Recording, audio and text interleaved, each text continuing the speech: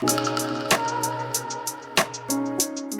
can we forget the king cobra? These reptiles can take up to 10 pounds of meat in a single serving.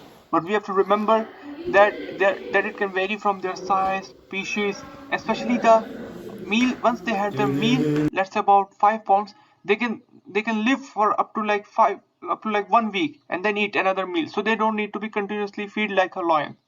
And also, how can we forget about the other species that you will mostly find in the safaris and zoos like rattlesnakes and pythons and rat snakes and vipers.